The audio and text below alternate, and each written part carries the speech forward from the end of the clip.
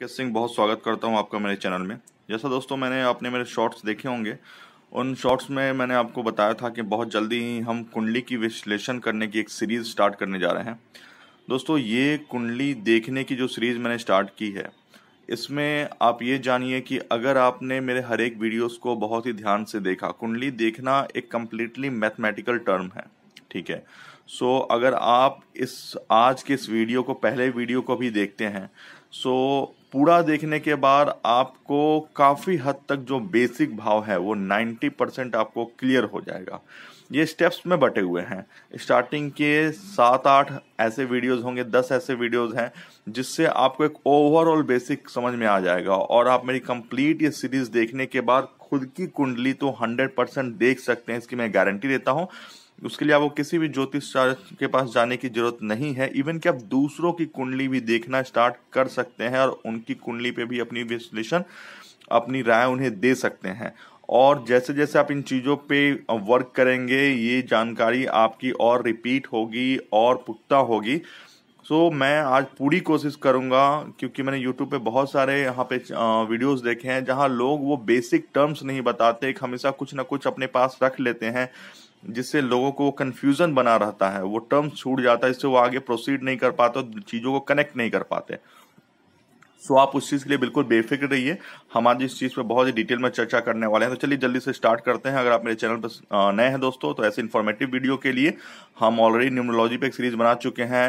हम हस्तरेखा पे भी एक सीरीज बनाएंगे, एस्ट्रोलॉजी पे भी हम सीरीज बना रहे हैं और एस्ट्रोलॉजी पे बहुत सेक्शन है जिनमें हम सीरीज बना रहे हैं। ऐसी वीडियोस के लिए आप मेरे चैनल को सब्सक्राइब कीजिए ताकि जो भी इन्फॉर्मेटिव वीडियोस हैं वो आपके पास तुरंत ही पहुंच जाए, और अपने फ्रेंड सर्कल में शेयर करें। अगर आपको ये वीडियोस अच्छी लग रही हैं तो इन्हें लाइक जरूर करें। लाइक करने से क्या होता है दोस्तों, हम जो वीडियो इतनी मेहनत से बनाते हैं, हमें उस पर आपके साइड से अप्रिसिएशन मिलता है। हमें वो चीजें और आगे कंटिन्यू करने में काफी बेनिफिट लगता है और हमें लगता है कि हाँ, ये चीजें किसी के लिए हेल्पफुल हो रही हैं।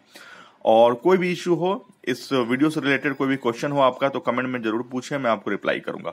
तो चलिए दोस्तों, ये मैंने देखी है और ये आपने जैसे एक चार्ट बना हुआ है, ठीक है, ये कुंडली चार्ट बोलते हैं इसे, ठीक है, या फिर बहुत जैसे लग्न चार्ट भी बोलते हैं। ये डेफिनेटली ये जस्ट लाइक ये ग्रहों का चार्ट होता है। इसमें 12 हाउस होते हैं। नॉर्थ इंडियन में हाउस भी बोलते हैं, घर भी बोलते हैं या भाव भी बोलते हैं, ठीक है। तीनों ही नाम आप किसी ज्योतिष के मुंह से हाउस सुनेंगे, किसी से घर सुनेंगे, किसी से भाव सुनेंगे, तीनों एक ही चीज है, ठीक है। तो आइए मैं आपको इस पे डिटेल में आपको बता देता हूँ। देखिए दोस्तों, ये कुंडली का सबसे जो पहला है, या लगन लिखा हुआ है, तो लगन कुंडली इसको बोलते हैं। यहाँ पे आपके जो लगन देव होते हैं, जो लगन के स्वामी होते हैं, वो विराजमान होते हैं, ठीक है। और मैं आपको कुछ चीजें क्लियर करूं। जैसे मैंने यहाँ 1 नंबर, 2 नंबर, 3 नंबर, 4 नंबर, 5, 6, 7, 8, 9, 10, 11, 12, आप ये जानिए ये सीरीज फिक्स है, ये कभी चेंज नहीं होती है, ठीक है। ये घर हैं, ये कुंडली के घर है, पहला घर, दूसरा घर, तीसरा, चौथा, पांचवा, इसी तरह 12वां घर है, जो ये कभी चेंज नहीं होती। किसी भी कंडीशन में ये चेंज नहीं होगी, ये हमेशा फिक्स रहती है, घर फिक्स रहते हैं। और जो ग्रहों की स्थिति है, जो ग्रहों की पोजीशन है, वो चेंज होती है नॉर्थ इंडियन कुंडली में। अगर हम साउथ इंडियन कुंडली में बात करते हैं तो वहां पे जो है ग्रह फिक्स होते हैं और घर चेंज होते हैं। लेकिन जो ज्यादा फेमस है, हम नॉर्थ इंडियन की साइड की अगर बात कर रहे हैं तो ग्रहों नॉर्थ इंडियन साइड में ऐसे ही कुंडली देखी जाती है। तो हम आज नॉर्थ इंडियन कुंडली की विश्लेषण कर रहे हैं। अब दोस्तों देखिए, मैंने ये कुछ चीजें आपके लिए यहाँ पे पहले से मेंशन की हुई हैं कि कौन सा राशि किस देव के अंतर्गत आता है, ठीक है, उनके मालिक कौन होते हैं। तो ये राशियां जो है क्रमबद्ध तरीके से हैं, नंबर 1, 2, 3। ये मैंने ऐसे नहीं लिखी है। ये राशियां अगर 12 राशियां हैं तो इसी सीरीज में आती हैं। पहले नंबर की राशि जो है वो मेष है, ये फिक्स है। दूसरे नंबर वृषभ है, तीसरे में मिथुन है, फिर कर्क है, सिंह है, देन कन्या है, तुला है, वृश्चिक है, धनु है, मकर है, कुंभ है और मीन है। ये भी राशियों की जो पोजीशनिंग है ये फिक्स है, ठीक है। तो आइए इन पे हम बात करते हैं डिटेल में। मेष राशि के जो देव हैं वो मंगल देव हैं। वृषभ राशि के जो देव है शुक्र देव है, शुक्राचार्य दानों के जो गुरु माने जाते हैं, ठीक है। मिथुन के जो देव हैं वो गणेश जी है, बुध देव हैं। कर्क के जो देव हैं वो चंद्र देव हैं। सिंह के सूर्य देव हैं। कन्या राशि के बुध देव हैं अगेन, और फिर से तुला राशि के भी शुक्र देव हैं। तो इस तरह से शुक्र देव के पास 2 राशियां हो गई, बुध देव के पास 2 राशियां हो गई, वृषभ के पास 2 के देव जो है मंगल देव है, मंगल देव के पास भी 2 राशियां हो गई। धनु राशि है, धनु राशि के जो देव हैं वो बृहस्पति देव हैं। देन ये हमारी मकर राशि है, उनके देवता शनि देव हैं। इनके पास भी 2 राशियां हैं, मकर और कुंभ। और फिर मीन राशि के भी देवता जो है बृहस्पति देव हैं। तो इस तरह से आपने ये देखा कि किस राशियों की कौन से राशि स्वामी है, ठीक है। और ये राशियां फिक्स हैं, पोजीशनिंग इनकी फिक्स है। मेष के बाद वृषभ आता है, मिथुन आता है, कर्क आता है, सिंह आता है, कन्या, तुला, इनकी पोजीशनिंग फिक्स है। सो ये आपको क्लियर हो गया, ये आपको अपने माइंड में बिल्कुल बैठा लेना है, ठीक है, कि इनकी पोजीशनिंग है, इनके देवता कौन है। क्योंकि आप जब राशि देखेंगे कि अच्छा कुंडली के इस भाव में आपका ये राशि है, मतलब कि मंगल देव यहाँ विराजमान है, ठीक है। इसके बाद हम अगले वीडियो में और बात करेंगे मंगल देव की किन से दोस्ती है, किन से दुश्मनी है। सो उससे आप धीरे धीरे आप मेरी वीडियोस को देखिए, बहुत ही बेसिक तरीके से मैं बहुत ही डिटेल में बता रहा हूँ हर चीज, तो उससे वो बहुत ही चीजें क्लियर हो जाएंगी, ठीक है। अब दोस्तों जो कुंडली में जो एक और बेसिक टर्म आता है जिससे आपको ये पता चलता है कि कौन सा ग्रह अगर आपके किसी भाव में बैठा हुआ है तो आपके लिए कितना अच्छा फल दे रहा है, कितना बुरा फल दे रहा है, वो हम उनकी डिग्री से मालूम करते हैं, ठीक है। सो डिग्री क्या होती है एक्चुअली ना, एक जब आपका जन्म होता है तो उस समय जो ग्रह आपके कुंडली में जिस डिग्री में विराजमान रहते हैं, जितनी डिग्री से उनकी प्रबलता होती है, ये जाने कि वो उतनी डिग्री के हिसाब से आपको फल देते हैं, ठीक है। उनकी डिग्री बढ़ाई भी जा सकती है, मतलब अगर आप उनके बीज मंत्रों का जाप करते हैं, उनके रत्न का धारण करते हैं, या मारक है तो उनके दान करते हैं, तो उनकी प्रबलता और बढ़ जाती है आपके लिए, ठीक है। वो हम आगे डिटेल में बात करेंगे।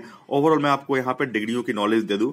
अगर किसी ग्रह की जो डिग्री है वो जब भी आप अगर कोई ऑनलाइन कुंडली भी देखते हैं ना, मैं आपको बता दूंगा, अगर आपको ऑनलाइन आपको नहीं पता कि आपके ग्रहों में आपकी कुंडली में डिग्री किस ग्रह की क्या डिग्री है, तो आप मुझे अपनी डिटेल जो है, अपना नाम, डेट ऑफ बर्थ, उसके बाद से अपनी बर्थ टाइमिंग और बर्थ प्लेस, ये मुझे कमेंट में मैसेज कीजिए। मैं वहां पे आपको एक और वीडियो बना दूंगा, और यहाँ इवन की वहां पे मैं रिप्लाई भी कर दूंगा कि आपकी किस देव की क्या डिग्री है। और एक वीडियो बना करके हम ये भी डिटेल में दे देंगे कि आपको ऑनलाइन अगर आप किसी वेबसाइट के थ्रू या एप्लीकेशन के थ्रू अगर अपनी डिटेल फिलअप करते हैं तो वहां पे आप कैसे देख सकते हैं कि आपकी जो भी राशियां हैं कुंडली में उनकी डिग्री क्या है, ठीक है। तो आप बेफिक्र नहीं, इसलिए हम हर चीज को कवर करेंगे यहाँ पे।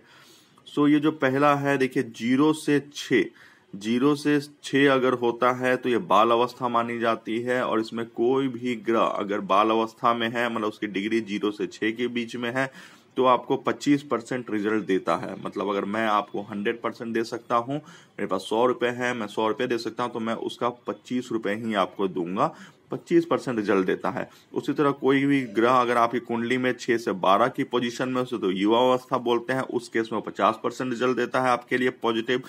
द सेम चीज अगर कोई भी ग्रह आपके कुंडली में 12 से 18 है तो उसे पूर्ण युवा बोलते हैं, उस केस में 100% देता है, ठीक है।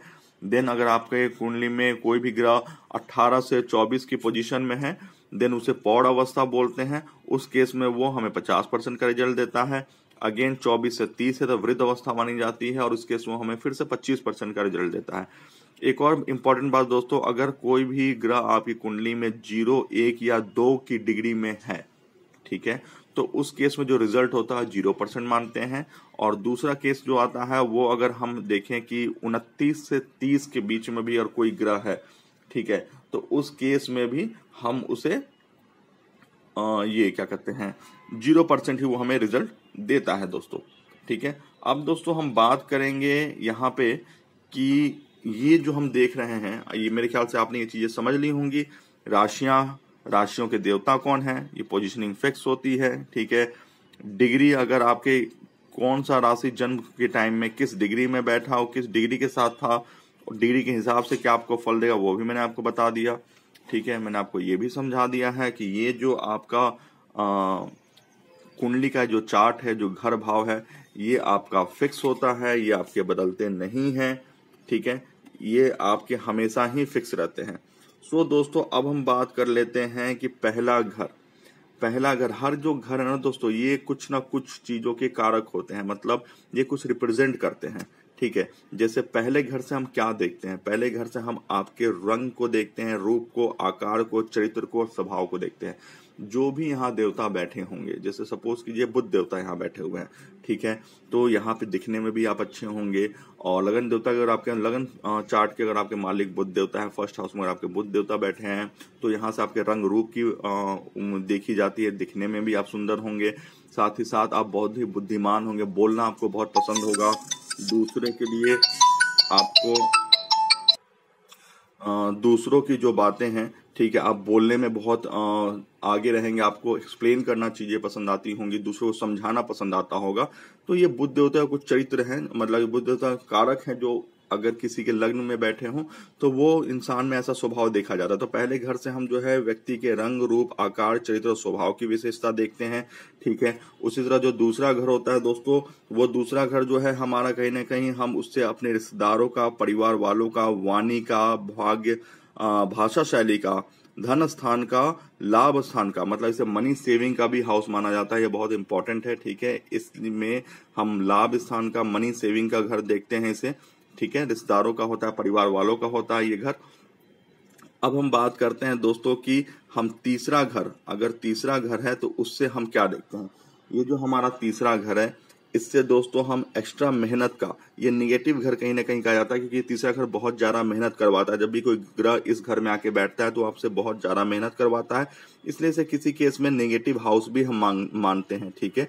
लेकिन इससे साथ ही साथ हम छोटे भाई बहनों का, ठीक है, अपने साहस का, पराक्रम का भी घर देखा जाता है, उनसे, उनके छोटे भाई बहनों का और साहस और पराक्रम का भी देखा जाता है इस चीज से। अब इसी तरह दोस्तों अब हम बात करते हैं चौथे घर की, ठीक है। ये जो हमारा चौथा घर है, इससे हम क्या देखते हैं, इससे आपके माता के साथ कैसा व्यवहार होगा, माता के से आपको कितना प्यार मिलेगा, कितना सुख मिलेगा, उन चीजों को देखते हैं। वाहन, मकान, प्रॉपर्टी, जायदाद, इन चीजों को भी देखा जाता है। ये बहुत इंपॉर्टेंट घर बनता है, जो दोस्तों माता साहब को कितना सपोर्ट मिल गया, ये सारी चीजें चौथे घर से देखते हैं।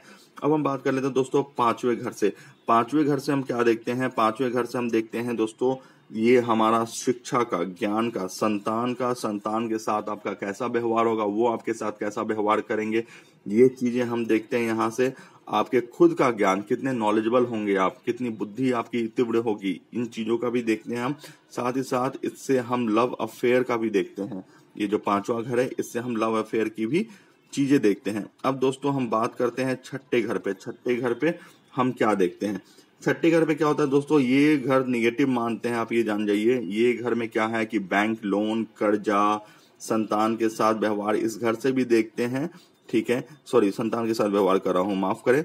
इस घर में हम बैंक लोन, कर्जा, रोग, दुर्घटना, ये बहुत ही नेगेटिव घर माना जाता है दोस्तों। लेकिन साथ ही साथ इससे आपके कॉम्पिटिटिव एग्जामिनेशंस की, जॉब प्रोफेशन की, जॉब पॉइंट ऑफ व्यू से रिलेटेड हर चीज की हम चीजें देखते हैं, ठीक है। ये चीज है। लेकिन यहाँ पे कहते हैं ऋण के कारण, दुर्घटना के कारण इसे हम निगेटिव हाउस मान के चलते हैं। अब हम बात कर लेते हैं दोस्तों कि सातवें घर के बारे में। सातवें घर में क्या होता है, सातवें घर में देखिए दोस्तों, ये सातवां घर आपकी शादीशुदा जिंदगी, आपके पति या पत्नी, अगर आप लड़की हैं तो आपके पति के बारे में देखते हैं, अगर लड़के हैं तो आपके पत्नी के बारे में देखते हैं। सातवां घर से हम आपके पार्टनर, आपके सोलमेट के बारे में देखते हैं। और साथ ही साथ एक चीज और देखी जाती है, अगर आप व्यापार कर रहे हैं, अगर आप व्यापारी हैं तो आपका पार्टनरशिप कैसा रहेगा, पार्टनरशिप के बारे में कैसा होगा, उसके बारे में हम देखते हैं। अब हम फिर बात कर लेते हैं दोस्तों आठवें घर का। अगेन ये घर जो है नेगेटिव माना जाता है दोस्तों, क्योंकि इससे आपकी जो कहते हैं ना कि मृत्यु का योग इसमें देखते हैं, बाधा, परेशानी, ठीक है, ये चीज हम इसमें देखते हैं। बस एक चीज यहाँ अच्छी होती है कि इसमें हम एक डीप स्टडी, एक गहरी खोज का देखते हैं कि अगर किसी के, इस घर से हम ये देखते हैं क्या ये बंदा आगे चल के बहुत बड़ा साइंटिस्ट, बहुत बड़ा वक्ता ये बन पाएगा। तो यहाँ से डीप स्टडी का भी देखा जाता है, गहरी खोज का भी देखा जाता है। लेकिन ये मृत्यु के का घर भी माना जाता है। यहाँ से हम मृत्यु कारक योग या फिर स्वास्थ्य को लेकर के चिंताएं, ये भी देखते हैं, इसलिए इसे निगेटिव घर मानते हैं। अब हम बात कर लेते हैं दोस्तों नौवें घर का। दोस्तों ये जो भी चीज मैं आपको बता रहा हूं, अगर आपको याद नहीं होता है तो आप वीडियो के साथ साथ उन्हें नोट डाउन कर लीजिए, क्योंकि जब भी आप शुरुआत करेंगे अपनी कुंडली को देखने के लिए तो आपको ये चीजें याद होनी चाहिए, तभी आप एक दूसरे को लिंक कर पाएंगे, वरना ये चीजें लिंक नहीं हो पाएंगी। ठीक है दोस्तों, अब हम बात कर रहे हैं नौवें घर की। नौवां घर काफी शुभ माना जाता है, ये आपके भाग्य का घर होता है, भाग्य उदय देखते हैं, यहाँ पे पिता के साथ व्यवहार होता है, कैसा सपोर्ट रहेगा। विदेश यात्राओं का घर माना जाता है, विदेश में सेटलमेंट का घर नहीं मानते हैं, विदेश में कितनी यात्राएं करेंगे आप, ये घर माना जाता है। तो ये 9वां घर काफी शुभ माना जाता है दोस्तों, ये अच्छा होता है। अब जो दोस्तों, इससे पहले मैं आपको एक चीज बता दूं, 2 चीजें होती हैं कुंडली में, केंद्र का घर होता है और त्रिकोण का घर होता है। जैसे आपने बहुत बार वीडियोस में सुना भी होगा, केंद्र से ये देख रहे हैं, त्रिकोण में ऐसा बन रहा है।